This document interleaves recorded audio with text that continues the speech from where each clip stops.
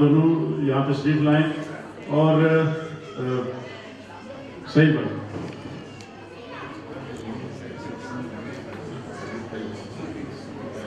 میرے دل میں ایک شعر آ رہا ہے آپ کے لیے میرے لیے. ایک ہی صف میں کھڑے ہو گئے محمود و ایاز، نہ کوئی بندہ رہا نہ کوئی بندہ نواز. جنید بھائی، آپ کی اجازت سے کچھ سامعین سے شیئر کرنا چاہتا ہوں اور یہ بات انگلش میں کہوں گا اور یہ آپ کی تاریخ کا ایک حصہ ہے. اجازت سے کہوں گا. Whilst the friends were looking up to vital signs, perhaps Junaid Bhai was not in peace with the situation and was himself looking for the meaningful vital signs and guidance as to the purpose of being in this world and straight path and what next, that is the hereafter, and what one needs to do in this world to be inshallah successful in the hereafter. Soon after, Junaid's life, alhamdulillah, turned a significant corner, or most would say Allah enabled him to make a U-turn. Since then, one of the main objectives in his life, as I see, as we see, is that we all make a U-turn. And inshallah, we turn to the chosen path.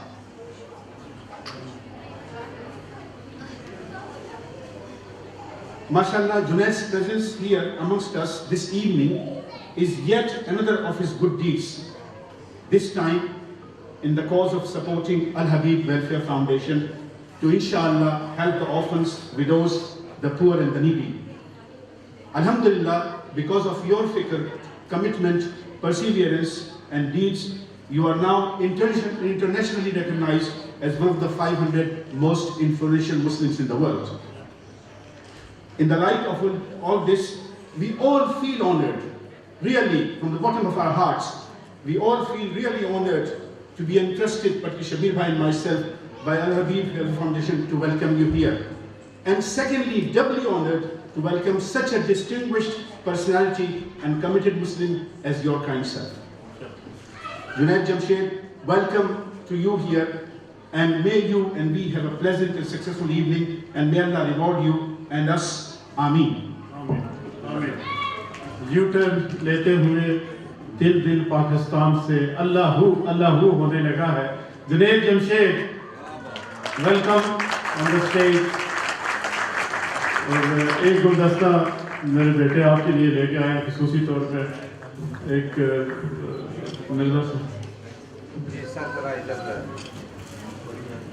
آپ نے ہاتھ میں لایا ذرا قریب ہو گیا.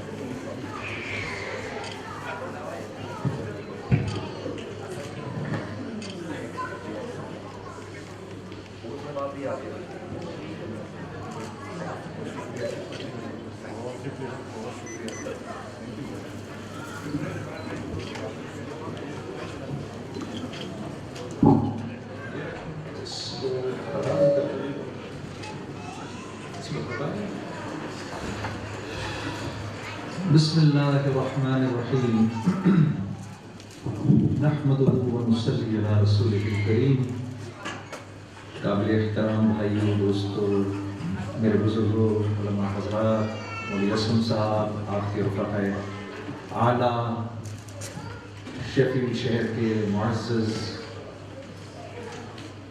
اہلیان، میری بہنوں، السلام علیکم ورحمۃ اللہ وبرکاتہ.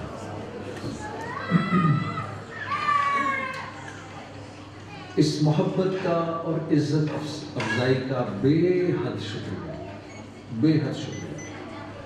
آپ یوں سمجھیں کہ یہ جو مجمع ہے نا آپ کا، اس سے زیادہ بڑے مجموعوں میں جا کر اکثر و بیشتر اس سے بہت زیادہ بڑے مجمع ہوتے ہیں جس میں اللہ پاک اپنے اور اپنے حبیب کی تعریف کا موقع دیتے ہیں. لیکن بات یہ ہے کہ it is never the quantity, it is always the quality. Always the quality. مجھے یاد ہے اپنے شروع کے بالکل دنوں میں ہم نے ایک دفعہ ایک پروگرام کیا، ایک شو کیا، اس میں ٹوٹل 7 لوگ بیٹھے تھے. ٹوٹل 7 لوگ بیٹھے، لیکن وہ 7 میں سے ہر ایک جو تھا وہ 1000 کے برابر تھا. اتنی تعریفیں کہ جو پروگرام ہم نے 2 گھنٹے میں ختم کرنا تھا ہم نے 3.5 گھنٹے میں ختم کیا، حالانکہ ٹوٹل 7 بندہ بیٹھا ہے۔ اب اتنی محبتوں سے آپ مجھے بلائیں گے، اور مولانا سے جو میری پہلی ملاقات ہوئی اس میں میں ویسے ہی ڈھیر ہو گیا، اتنی محبت سے ملے، اتنے پیار سے ملے، اور یہ ہمارے علماء کا واقعی یہ ان کا اعزاز ہے کہ یہ اپنے علم کے باوجود، اپنے تقوی کے باوجود، دوسرے علماء کرام بھی جو بیٹھے ہیں، اور اپنی محنتوں کے باوجود یہ حضرات اپنے نفوس کو عام لوگوں کے نفوس کے آگے جھکا دیتے ہیں۔ انبیاء ایسے ہی کیا کرتے تھے۔ رسول اللہ صلی اللہ علیہ وسلم جس سے ملتے تھے اپنے نفس کو اس انسان کے نفس کے آگے جھکا دیتے تھے، تو وہ ان کا گرویدہ ہو جاتا تھا۔ چھوٹے سے چھوٹا آدمی بھی ہے، اتنی ویلیو دینی اس کو، اتنی ویلیو دینی اس کو کہ وہ تن من دھن سے آپ پر فدا ہونے کے لیے تیار ہو جاتا ہے۔ اور میری جو پچھلی فیلڈ ہے وہ بالکل اس کی اپوزٹ ہے۔ وہاں جب تک ایٹیٹیوڈ نہ ہو آپ سنگر نہیں بن سکتے۔ مجھے لوگ کہا کرتے تھے یار تھوڑا ایٹیٹیوڈ پیدا کرو، میں کہا باقی 3-4 ہیں ایٹیٹیوڈ کے لیے، فکر نہ رکھیں میرے ساتھ۔ یہ نہیں ہے کہ اپنے میں نہیں تھا، اپنے میں بھی تھا، لیکن کیونکہ میرا باپ فوجی تھا اس لیے ایک لیول سے اوپر میں اپنا ایٹیٹیوڈ لے جا نہیں سکا، لیکن وہ بڑا سخت آدمی تھا۔ میری ماں اللہ بخشے اس کو، رہی کے رحمت میں اللہ جگہ عطا فرمائے، بڑی زبردست اور بڑی زبردست خاتون تھی، بڑی سخت عورت تھی، بڑی سخت۔ تو وہ لیکن جب آپ اس طرف آئیں، دین کی طرف آئیں، اور جیسے جیسے آدمی کو اللہ کی ذات کا پتہ چلتا جاتا ہے، اتنا ہی وہ جھکتا جاتا ہے۔ میں نے ایک دفعہ کسی سے، ایک دفعہ میرے بزرگ تھے، ہم لوگ سفر پہ جا رہے تھے ساتھ میں، اللہ نے بڑے بڑے اللہ والوں کے ساتھ پھر بعد میں ان کی نشست و برخاست نصیب فرمائی۔ تو میں نے پوچھا ایک سے، میں نے کہا حضرت عمر رضی اللہ تعالیٰ عنہ نے اتنی قربانیاں دی، اتنی بشارتیں ملی ان کو اللہ کے نبی سے، اور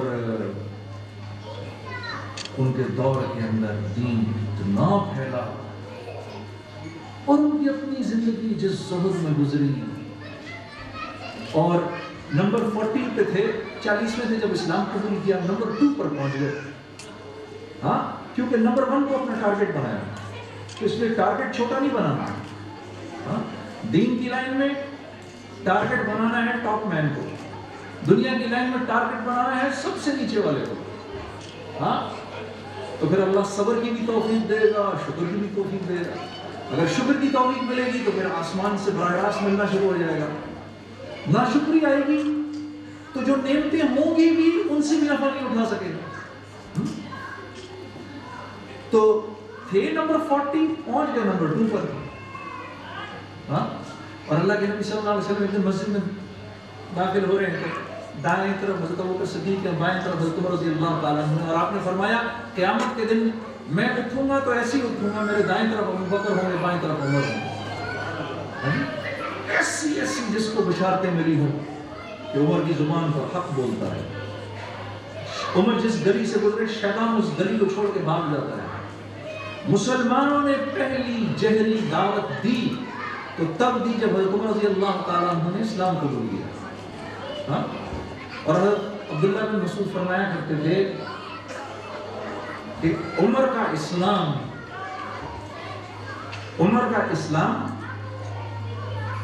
اسلام کی مدد، عمر کی ہجرت اسلام کی نصرت، اور عمر کی خلافت اسلام کی رحمت تھی۔ جب اپنے بھی ایسا کہنا شروع کریں، جب انتقال فرما رہے ہیں، دنیا سے جا رہے ہیں، تو سر मुबारक आपका बेटे की रान पर, अब्दुल्ला के उमर की रान पर है। तो बेटे से कह रहे हैं कि मेरे सर को मट्टी में डाल। उन्होंने कहा आप, बेटा कह रहा है बाप को, और बाप दुनिया से जा रहा है। हाँ अब्बा जान अपना सर यही रहने देना, क्या मेरी रान में आपको कोई तकलीफ महसूस हो रही है? तो कहा मेरा सर इस मट्टी में डाल, इस मट्टी में डाल। और मट्टी में अपना सर डाला और अपने मुंह को उस मट्टी पर मलते गए और फरमाते गए कि उमर बर्बाद हुआ तू, हलाक हुआ तू, अगर तू और तेरी माँ अगर अल्लाह ने तुझे माफ ना किया। तो मैंने पूछा उनसे, हजरत इतना करके भी ऐसा जुमला, तो अजीब जवाब दिया उन्होंने। फरमाने लगे देखो बात ये है कि ये हजरत अल्लाह को पहचानते थे, अल्लाह को जानते थे, इतनी मोहब्बत थी इनके दिलों में, दिनों रात अल्लाह की जहाँ रहमत थी वहाँ ही अल्लाह रब्बुल इज्जत की जात का खौफ दिखा कि इतना कर भी लिया तो उसको भी कुछ नहीं समझते थे। ये चीज़ मैंने अल्लाह वालों में देखी, और ये वो वस्फ थे, ये वो औसाफ थे उनके, जिन्होंने मुझे उनकी तरफ खींचना शुरू किया। कि हम तो अपनी फील्ड में तारीफों के ऊपर बांधते हैं, मैंने इतने गाने किए, मैंने दिल किया, मैंने फला किया, मैंने ये किया, मैंने वो किया। अब इधर आओ तो हर आदमी कह रहा नहीं भाई उन्होंने तो कुछ भी नहीं किया, कुछ भी नहीं, अल्लाह माफ कर दे, कुछ भी नहीं किया। भाई आप क्या करते हैं? बस कुछ नहीं जी। अच्छा पहले मुझे समझ में नहीं आता जब मुझे लोग कहते थे ना कि उलमाए कराम अल्लाह इनको जज़ाए खैर दे, जब ये इनसे पूछे जी आप क्या कर रहे हैं, बहुत बड़े शेखुल हदीस होंगे, कहेंगे जी मैं मदरसे की खिदमत कर रहा हूँ। तो मैं समझता था खिदमत ये झाड़ पोछ कर रहे हैं मदरसे के अंदर, मुझे पता ही नहीं आता कि खिदमत करने का क्या मतलब है। अच्छा सफाई करते होंगे, खाना वाना पकाते होंगे, तो भाई मदरसे को उस्ताद क्यों करें यार?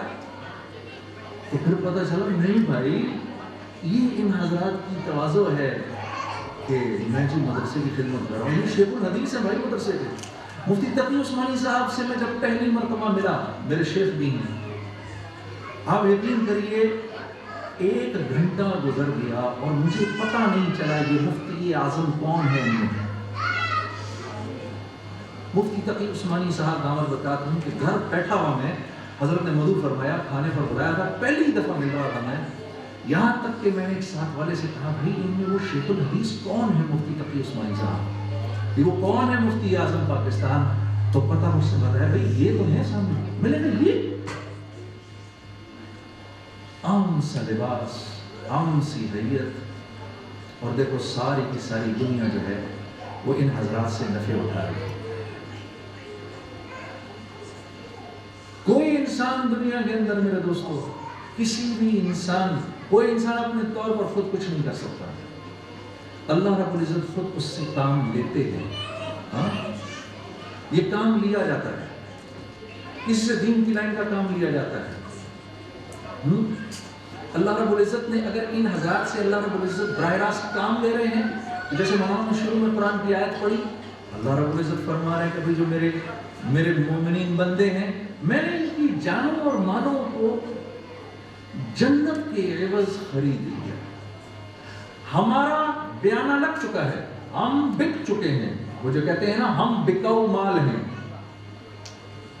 अब मेरी कोई मर्जी नहीं चल सकती, हाँ मेरी अब कोई मर्जी नहीं चल सकती, क्योंकि ला इलाहा इल्लल्लाह मैंने पढ़ लिया है। मैं ये कभी कभार नाइकी का ऐड देखता हूँ, उस पर लिखा होता है जस्ट डू इट। हम जस्ट डू इट नहीं कर सकते। कर सकते हो? हम नहीं कर सकते। उनकी जन्नत है, हमारा कैद खाना है। उनकी जन्नत है, हमारा कैद खाना है। जेलर के कैद खाने में जेलर की सुननी पड़ती है। वो जो लिबास पहनाए पहनना पड़ता है। वो कहे अभी सो जाओ, सोना पड़ता है। वो कहे उठो, उठना पड़ता है। वो कहे ये खाओगे, ये नहीं खाओगे, नहीं खाएंगे। और अगर जेलर की नहीं सुनेंगे तो क्या होगा? अब वो सिपाहियों को लेकर आएगा, उनके हाथ में डंडे और सोटे होंगे, मार मार के तबीयत साफ कर देगा। और क्या ये डंडे वो उनको मारेगा कि जो जेल से बाहर है? नहीं, उनको नहीं मारेगा। ये बाहर वालों की जन्नत है,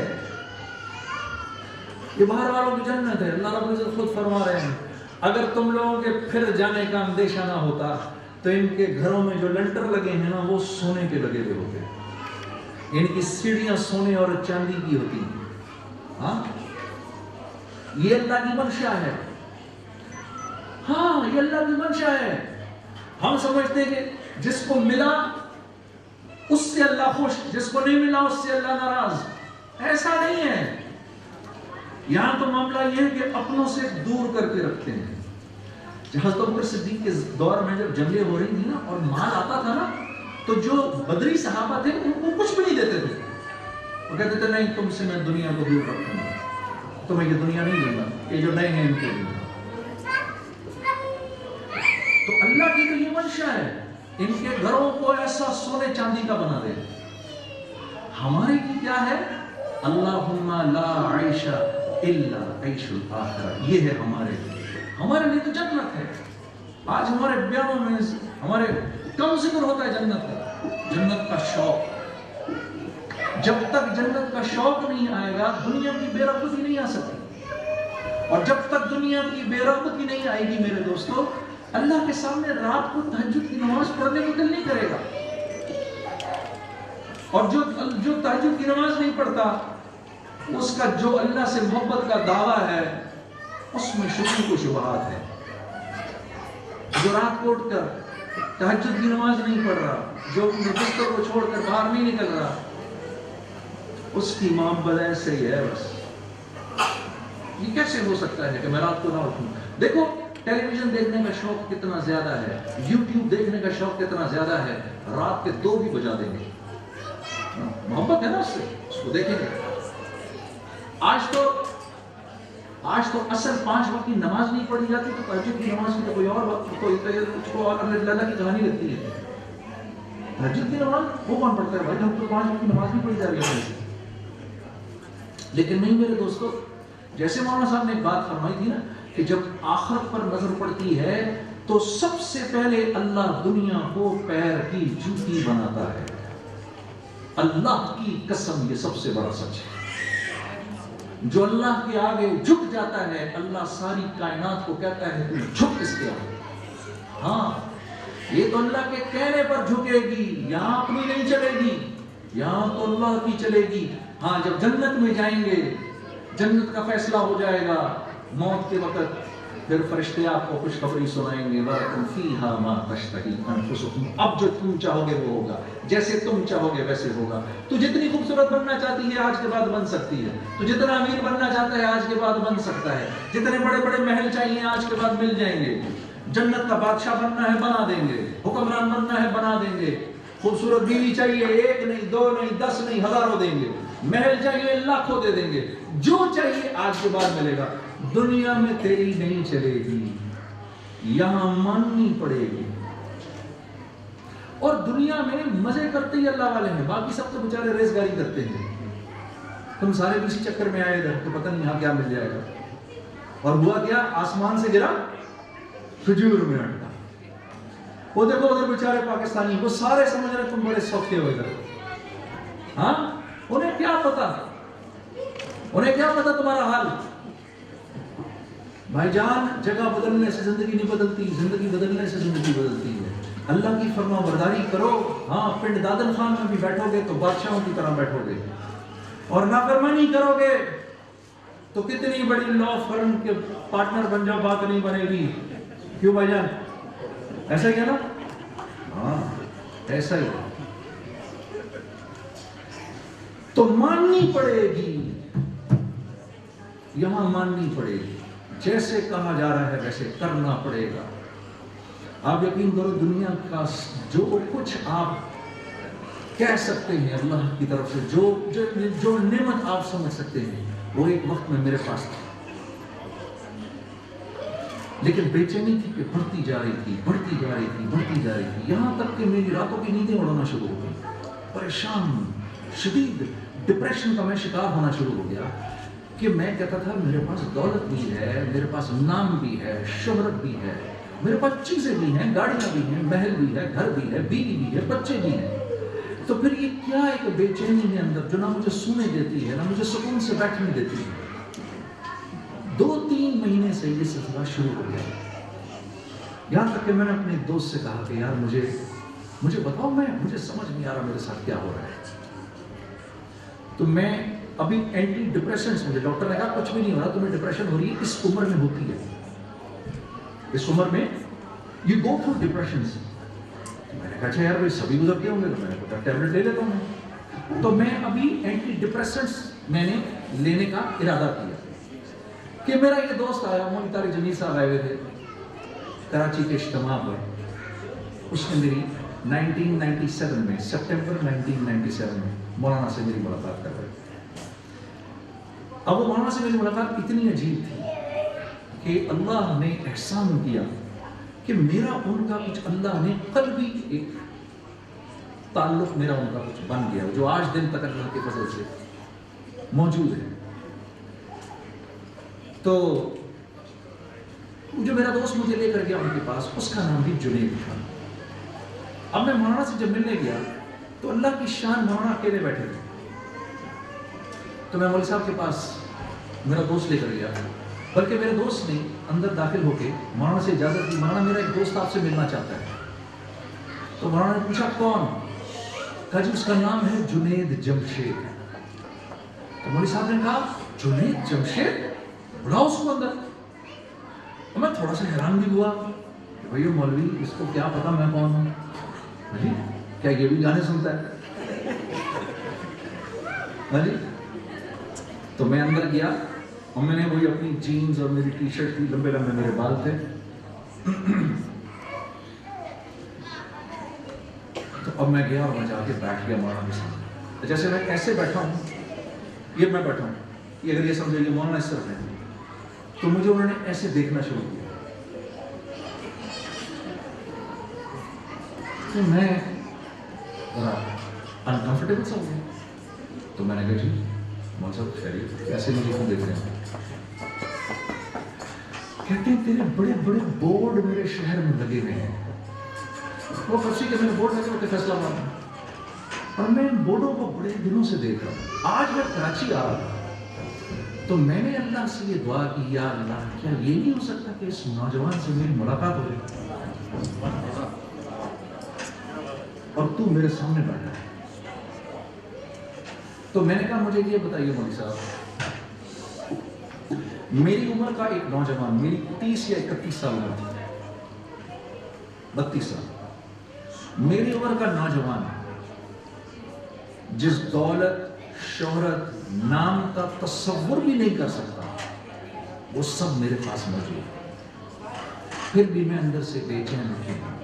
میں آپ کو مولانا کا جواب بتاتا ہوں۔ تو مولانا کا بات یہ ہے کہ تجھے چوٹ لگی ہے سیدھے گھٹنے پر اور تو مرہم لگا رہا ہے الٹے گھٹنے پر۔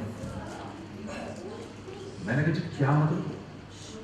تو فرمانے لگے دیکھو اللہ نے انسان کو 2 چیزوں سے بنایا ہے، غور سے سنیے گا میرے بھائی، اللہ نے انسانوں کو 2 چیزوں سے بنایا ہے، ایک جسم سے بنایا ہے، یہ مٹی کا ہے، ایک روح سے بنایا ہے جو اللہ کا امر ہے، ٹھیک؟ تو اگر جسم کیونکہ مٹی کا ہے تو اللہ نے اس جسم کی ہر ضرورت کو مٹی میں رکھا ہے، جو کھانا تو کھاتا ہے، جو پانی تو پیتا ہے، جس گھر میں تو رہتا ہے، جو کپڑے تو پہنتا ہے، اور تیرے بھائی بہن، ماں باپ، عزیز و اقربا، رشتہ دار جو بھی ہیں، یہ سب بھی کیونکہ مٹی سے ہیں، تو بھی مٹی سے ہے، جسم کی ہر ضرورت مٹی سے ہے، ایک دن اسی مٹی میں جا کے تو نے مٹی ہو جانا ہے۔ پھر فرمانے لگے روح اللہ کا امر ہے، یہ آسمانوں سے آئی ہے، تو اس کی خوراک بھی زمین میں نہیں آسمانوں میں ہے۔ تو میں نے کہا جی اس کی خوراک آسمانوں میں ہے، اس کی خوراک کیا ہے؟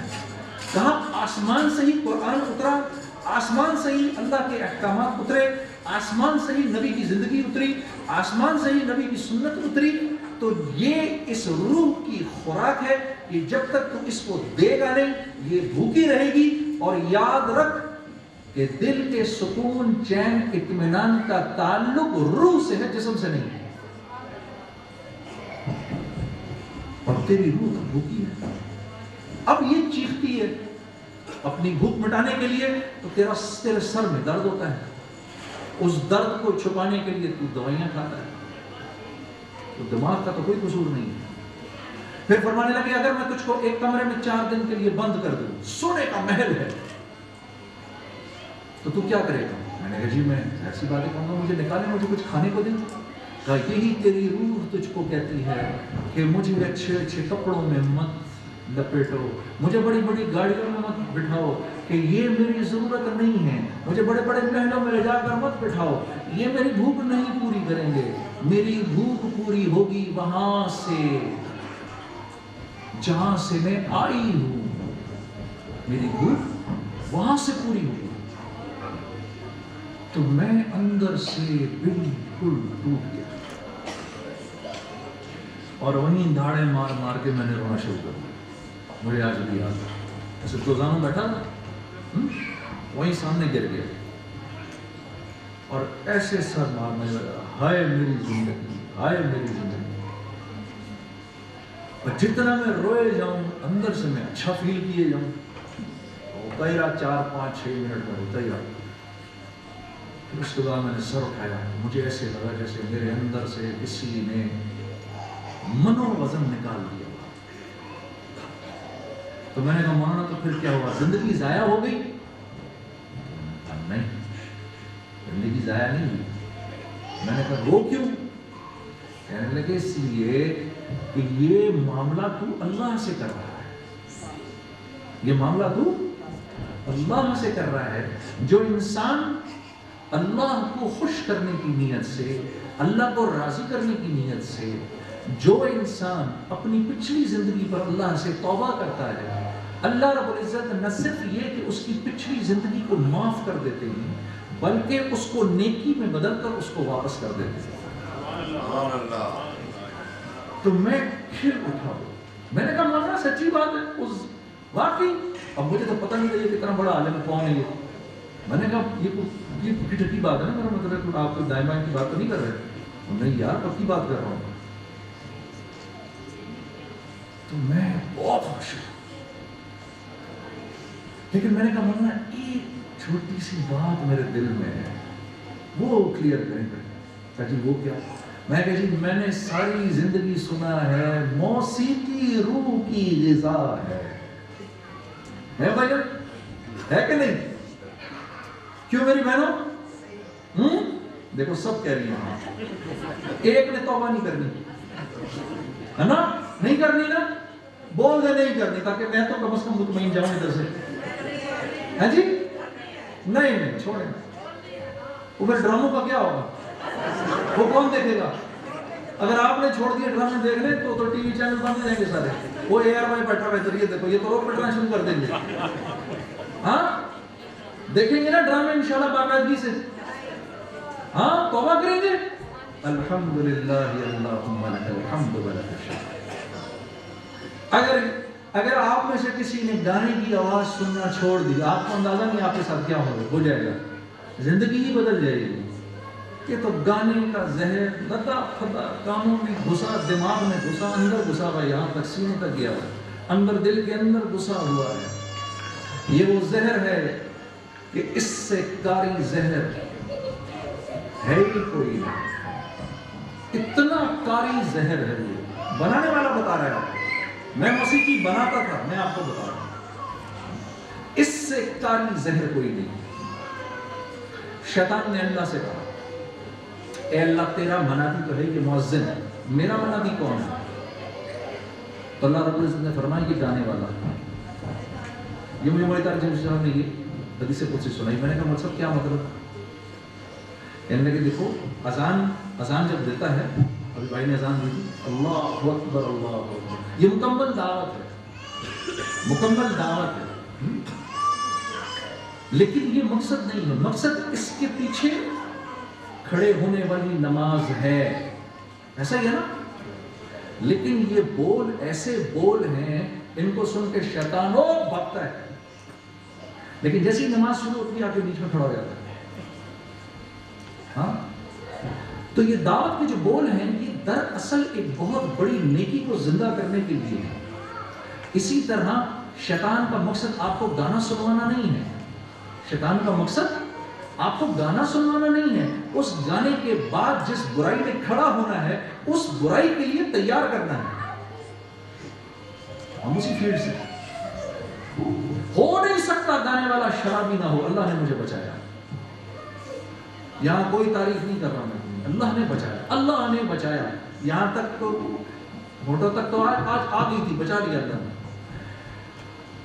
میری بیوی نے، میرا چھوٹا سا بچہ تھا، میری ابھی بھی شادی ہوئی تھی، ہم گانے کی لائن میں بہت آگے نکل گئے تھے، 1 سال ہو گیا تو شادی کو اللہ نے بیٹا دیا۔ میری بیوی نے ایسے بیٹے کو لا کے میرے قدموں میں رکھا اور کہا اس کو غور سے دیکھ لیں، اگر کسی دن آپ گھر آئے اور آپ کے منہ سے مجھے شراب کی بو آئی، میں اللہ کی قسم اس کی گردن پہ چھری پھیر دوں گی۔ میرے تو جان نکل گئی تھی۔ اگر آپ شراب پی کے کبھی گھر آئے، میں اور بات نہیں کرتی آپ سے، تو میں تو ویسے ہی کہا اللہ کا تو میں نہ اللہ نہ میرے دائیں تھا نہ بائیں تھا، اللہ کو تو میں اتنا ہی پتا تھا اللہ ہے کہیں، واقفی تو کوئی نہیں تھی۔ وہ بچے کے مر جانے کے ڈر سے میں نے کہا کہیں واقعی نہ کر دے، تو شراب نہیں پی، ورنہ نہیں ہو سکتا کوئی گانے والا شراب نہ پی، وہ گا ہی نہیں سکتا، وہ نہیں گا سکتا۔ ہر برائی بدرجہ اتم ہوتی ہے ہر گانے والے کے اندر، یہ بدقسمتی کی بات ہے۔ جب سننے والے پر اتنا اثر ہے تو سوچو گانے والے کا کیا حشر ہوگا۔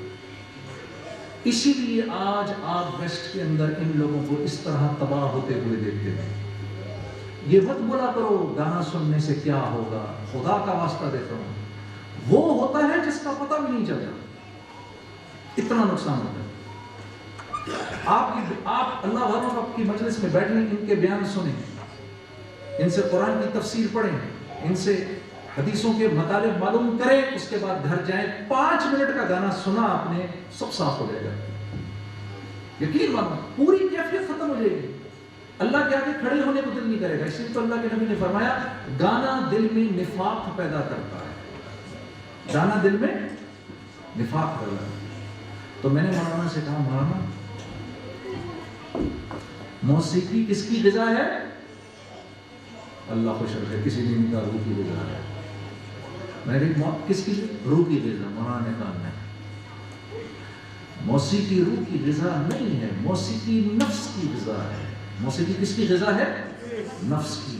یہ نفس کو بے باک کر دیتا ہے، یہ نفس کو بے باک کر دیتا ہے، یہ نفس کو بے حیا کر دیتا ہے، یہ نفس کو بے غیرت کر دیتا ہے۔ جو بند باندھے ہوتے ہیں ہم نے اپنے اوپر حیا کے، یہ سارے بندوں کو ایسے جیسے کہ پانی کا ریلا آتا ہے نا، اڑا کے لے جاتا ہے، چاہے وہ مرد ہو یا عورت۔ یہ سب کچھ میں نے دیکھا، اس لیے کہہ رہا ہوں۔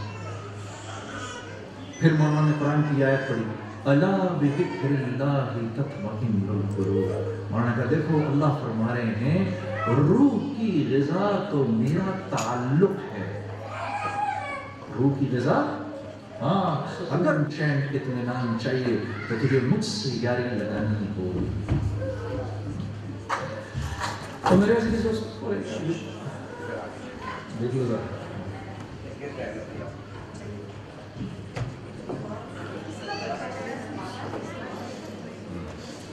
تو میرے عزیز دوستو میں نے آپ کے سامنے یہ کچھ باتیں جو شیئر کی ہیں، یہ فرسٹ ہینڈ انفارمیشن ہے جو میرے اپنے ساتھ ہوئی۔ اللہ آپ لوگوں کا بیٹھنا قبول کرے، اللہ آپ کو جزائے خیر دے۔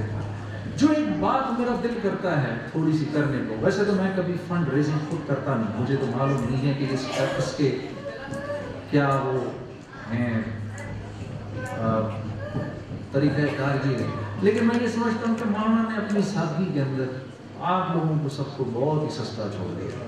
یہ 60 پاؤنڈ لکھنے خدا کے لیے ایسا تو نہ کرو، 60 پاؤنڈ دینے آئے ہو ان کو، 1000 پاؤنڈ کون دے گا؟ کوئی ایک بندہ ہاتھ اٹھا کے بولے جی میں ان کو 1000 پاؤنڈ دوں گا۔ کیا شیفیلڈ کے اندر سب بالکل کنگلے ہیں کیا؟ ہاں کوئی کام نہیں کر رہا، کوئی میں 500 پاؤنڈ دوں گا، میری بہنوں کے پاس سب کے پاس اتنا پیسہ ہے۔ ان میں سے اگر آپ کی کسی سے جھگڑا ہے تو نام لکھیں، موبائل نمبر دیں، اس پہ انشاءاللہ ہم پیسے نکلوا لیں گے۔ ہاں دل کھول کر دیں، کوئی آدمی بولے میں 500 پاؤنڈ دوں گا، میں 1000 پاؤنڈ دوں گا، کوئی ایک ہاتھ کھڑا کرے گا، باقیوں کو بھی شوق پیدا ہے۔ ہاں جی یہ دیکھو نا، یہ مرد کا بچہ، یہ اس 1000 کے 10,000 آنے تمہارے پاس میرے پیارے، حق اور سچ بات ہے۔ 1000 इस साल को दूंगा, 1000 अगले साल को। ये देखो यार, ये लिख के जाओ। कोई एक लड़का है भाई, इधर मसला के लड़के किधर हैं दोनों? खड़ा करो इनमें से किसी को, बुलाओ यार। ये कैसे कर रहे हैं आप लोग फंड रेजर? ये बिल्कुल मजा नहीं आ रहा। हाँ, आप लोग आओ, 3-4 लड़के आओ इधर आकर। जो ये हजरात आपके लिए वो जो लिख रहे हैं, क्या कहते हैं, ये शर्माने की जगह नहीं है यार, ठीक है? जो ये हजरात लिख रहे हैं ना अपना डोनेशन, जो ये इनके हजरात ये आपको करें, वो आप लिखो, इनसे पूछो, आपकी वजह से इनका फायदा होगा। मेरे अजीज दोस्तों, इस बात को याद रखना, आपका सबसे बड़ा हमदर्द वो है जो आपके औकात भी अल्लाह के साथ लगवाए और आपके माल को भी अल्लाह के साथ लगवाए। आज का सबसे बड़ा जो एक मैं समझता हूँ अलमिया है, वो ये है कि जो लोग माल वाले हैं, उन बेचारों को पता ही नहीं कि उन्होंने अपने माल का क्या इस्तेमाल करना है, क्योंकि पूछा जाएगा उस दिन कमाया कहां से, वो तो सबको पता है कहां से कमाया। फिर दूसरा सवाल ज्यादा मुश्किल है, इसको खर्च कहां किया। हाँ, आज आपका वो दोस्त है जो आपको कहे कि अपने माल को यहाँ अल्लाह के रास्ते में खर्च कर।